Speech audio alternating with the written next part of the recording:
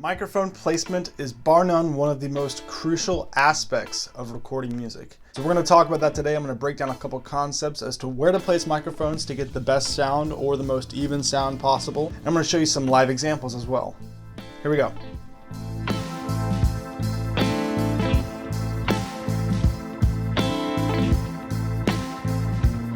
Like I said, microphone placement is one of the most important aspects of recording music, bar none. It doesn't matter how expensive your microphones are, if you don't know where to put them, you're gonna get a bad sound no matter what. Mixing to the middle is a term I heard years ago that's helped me a lot.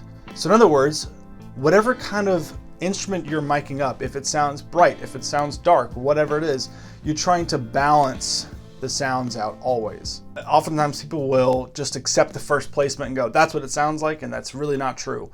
If you put a microphone on a guitar cabinet and you don't change it after listening back to it, one of three things is happening. A, you know the sound of that guitar amp and that microphone and your studio and that player so well that you put that mic in front of it and you go, yeah, that's what I want. That's option A, is that you know what you're doing. You've been doing it long enough to where you can put a mic on almost anything and imagine in your head what it's gonna sound like. Okay, that comes with the years of practice. B is that you don't know any better yet.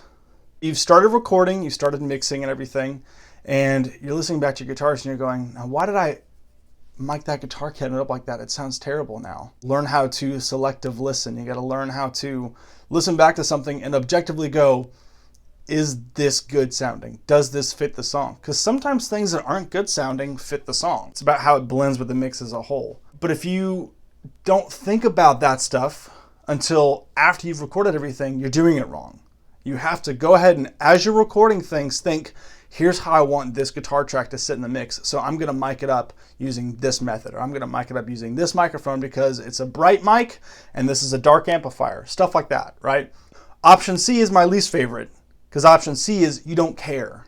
Make it sound good now, make your job easier later. Do that, don't be lazy. Your snare drum may sound like crap and you may just throw a mic on it and say, oh, I'll trigger it. That's total crap. That's total crap. You need to know how to get the best sound out of your snare drum, and guess where that starts? With you knowing how to tune a snare drum. You have to know how to tune these things. You have to know how to work the instruments that you own and the ones that you own in your studio and that people come in and use all the time. If you don't know how to get a good sound of the stuff you own, then who cares? It's not worth going to your studio. Anyway, that's a bit of a rant for another time. All that being said, let's get straight into the video. I'm gonna show you some really cool stuff today. This is your stock SM57. It's $100, $50 to $75 used if you can find it that way. And this is a 210 cabinet I built years ago. This is a warehouse guitar speakers, something American vintage, I think. And I'm gonna show you also where a sound guy once mic'd this cabinet and it's terrible. So we're gonna start, I have the tape marked off and you can actually see with the light coming in where the edge of the speaker is, right? So this is the middle of the speaker. These are the edges of the speakers, okay? Right now, I'm gonna aim for the most neutral sound possible, which is gonna be what's called off axis. So if this is the center, right, and that's the edge, this right here will be where the dust cap is on this speaker. And that's where the treble comes from. The bass comes from the edge. You want a blend of those two sounds. So they're gonna be off axis. So about right here is where I'll start. And I have a loop made, so it's gonna be consistent. I'm not playing the guitar. You're not gonna hear any difference between different takes or anything. It is the same take playing through a looper through Milkman's The Amp. Here we go.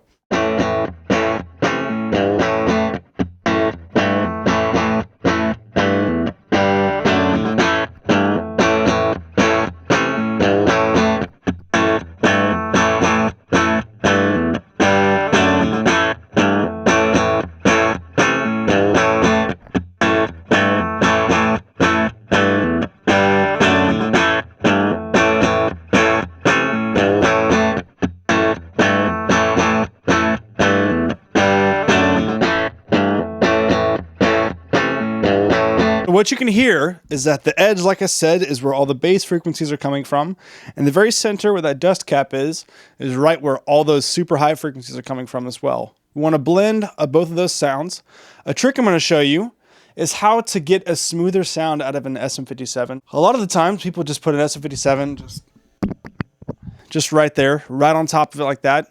I hated that sound for years because it sounds like the sound waves are literally just bashing the diaphragm just straight on of the SM57. What you can do to get a smoother sound is literally just take that and angle it at like 45 degrees or something. Angle a little bit so now the sound is glancing past the diaphragm instead, and you get a little smoother, less harsher top end. To kind of demonstrate what it would sound like, I'm going to add a little bit of grit to this, okay? I'm just going to up the preamp gain before I start recording.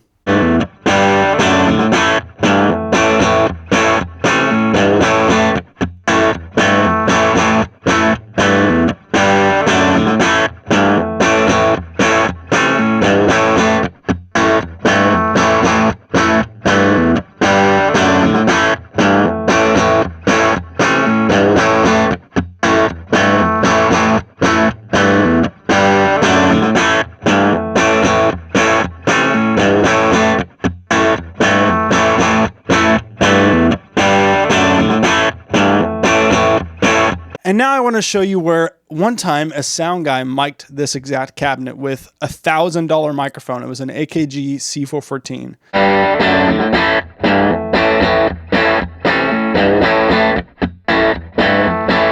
It doesn't matter how nice your microphone is. It can sound like crap if you don't know where to put it. So this is the kind of thing that can make or break any recording, is if you know how to record a drum set, and I mean like every drum, and know how to get the best sound out of every single drum you have. What you gotta know is two things. It's not hard. The edge of the drum, that's where all the tonality comes from, and the center of the drum is where the attack and all the punch comes from. So I've got just a regular 57 here. I'm gonna point it towards just the edge, pretty close. And I'm just gonna lightly tap so you can hear this is where the tonality comes from. Now I'm going to point this microphone towards the center of the drum, and you're going to hear that you get more of that attack, that punch that you might want in the recording. Okay, so here's just the center.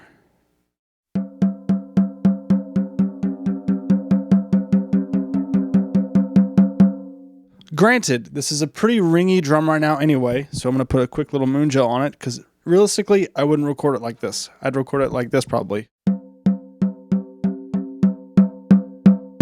Again, you're trying to blend those two sounds. You don't want just one or the other unless this drum is particularly ringy or particularly dry, okay?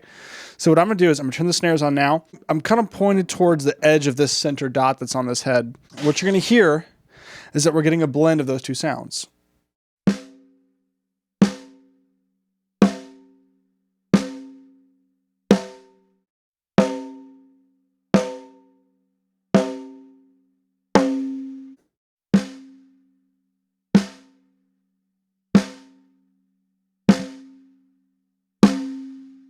Another part of this is knowing your equipment. I know for a fact that this is a not very dynamic drum because it's only 12x5. Regardless, I know the sweet spots of this drum and I know how to make it sound bigger than it really is. Something specific that you need to know about recording modern snare drums is that you need a bottom mic. Now, some snare drums, if they have enough buzz in them from the top, you don't need to have that in there. But I would always rather have that bottom microphone than not have it. That's where you get your sizzle from, right? You got to make sure you have that sound in there. Don't be the person that just throws a trigger on it because you think you can fix it later, right? That's not a way to go about it. Know how your snare drum sounds, know how to tune it well, and know how to mic it. Something that I feel oftentimes gets overlooked with recordings, and especially smaller home studios like my own, is room sound. So whether I want to believe it or not, this room has a particular sound, a unique sound that can't really be replicated no matter who else is out there recording. Room sounds, even smaller ones like this, tend to get overlooked, and we try to isolate everything as much as possible. That's a creative decision. It's your decision to decide, I'm going to make this sound as tight as possible, or I'm okay with a little bit of room sound getting in the microphones. And I'm going to show you what this sounds like, what this room sounds like with vocals, with a couple different percussion instruments. So here we go.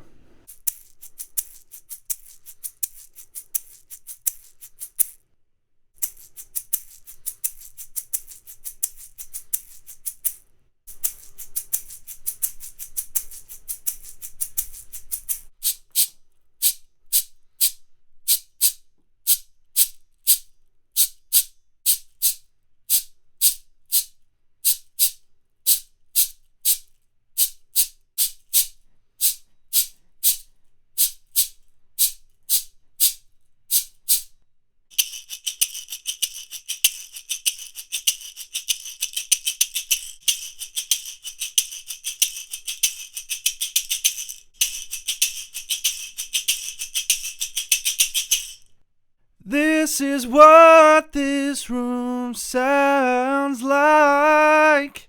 This is what this room sounds like. This is what this room sounds like. This is what this room sounds like. So as you can tell, where you place a microphone can make or break a recording. If your instrument that you're recording doesn't already sound good in the room and it doesn't already sound good in general, you putting a mic on it is not going to be a band-aid. It's not going to fix it. You're going to have to try and fix it in post, which makes your job harder. You're spending more time and money on something that you should just done right the first time. Especially nowadays with drums, it's so easy to just throw a mic on and say, I'll put a trigger on it and I'll sample it. You know, it's fine. That may be a quick fix, especially if you're getting files from another person to mix and you go, man, they only had one snare drum on this microphone. I got to put a trigger on it to make it sound better. Well, at that point, you didn't have any choice in that. But if you're the one recording it, take the extra time, especially with snare drums. Put 2 snare drum mics on that drum because you're going to need both of those. And if you don't want to use one, that's fine. You can always just not use it. But if you don't even have the option of it, then you're just shooting yourself in the foot. Hope you enjoyed the video. I'll be posting another one next week, and I will talk to you later. See ya.